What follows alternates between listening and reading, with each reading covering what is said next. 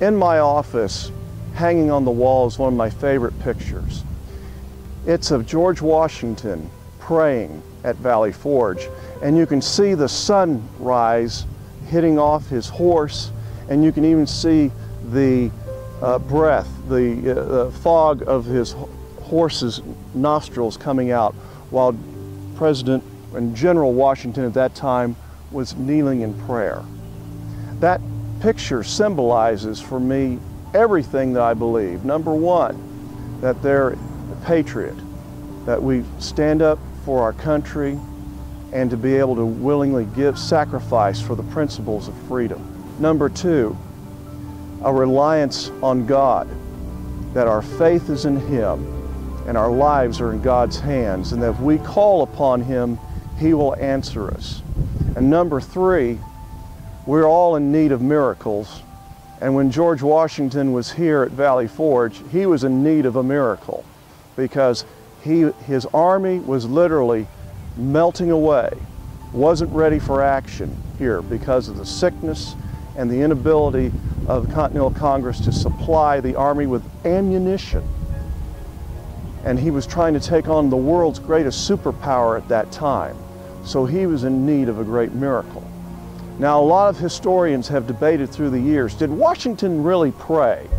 Did the English loyalists happen upon him in the woods around here and see him praying and go back to his wife and say, well, we're going to lose this war because the commander-in-chief of the rebels is on his knees praying? And a lot of historians say that that's hearsay, and the reason why it's become myth was because of the Parson Weems histories of the story of George Washington. And so it's come to the point where they even denied whether he was praying or whether he was a deist who just believed that God had created things and stepped back and was just going to let things happen as they may and not intervene in affairs. But I believe upon a more careful examination of the record that George Washington was at least a Christian insofar as he knew from the Anglican faith at that point in time. But did he pray here? And I believe the evidence is absolutely yes when you're against his odds. But let's look at the historical record here. Prior to coming to Valley Forge, George Washington appointed chaplains for the Continental Army. And in 1776, shortly after the Declaration of Independence, he had entered an order saying that his soldiers should act like a Christian soldier. In his general order of December 1777, and this is just right before coming to Valley Forge, the Army found out that France was indeed going to ally with the Americans in the Revolution. And so that called for prayer and thanksgiving to God for that. And so the Congress had entered a day of thanksgiving. And so George Washington, in honor of what the Congress did, ordered his chaplains to hold services there in December to celebrate and give thanks to God.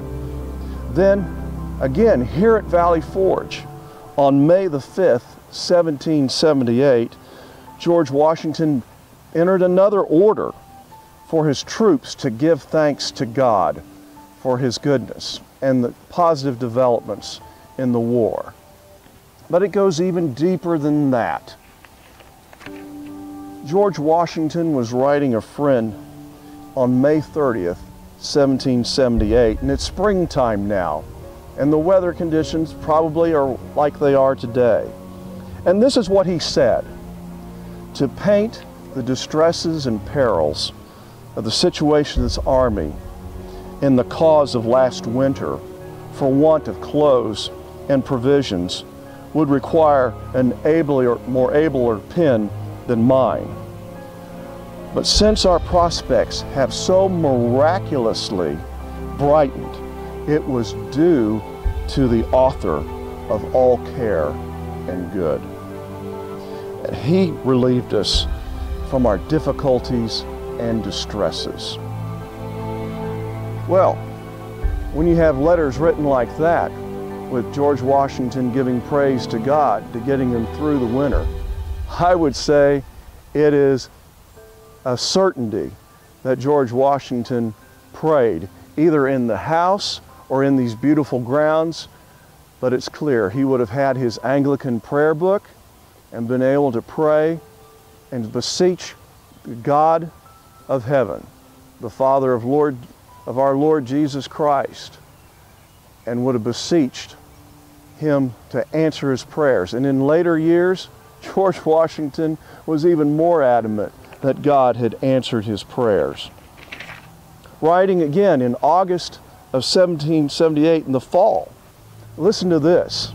He wrote that the hand of Providence has been so conspicuous in all of this that he must be worse than an infidel that lacks faith, and more wicked than has not gratitude enough to acknowledge his obligations. What George was saying there is that if you didn't think that God intervened in their behalf in this last winter, you were an infidel, a wicked infidel, not to have that type of faith. But then Washington also went on to say this in the next phrase: "It will be time enough for me to turn preacher when my present appointment ceases." So he was even suggesting that he was preaching at that time. Therefore, he said, "I will add no more to the doctrine of providence." George Washington was a man of faith, and his letters at the time demonstrate that.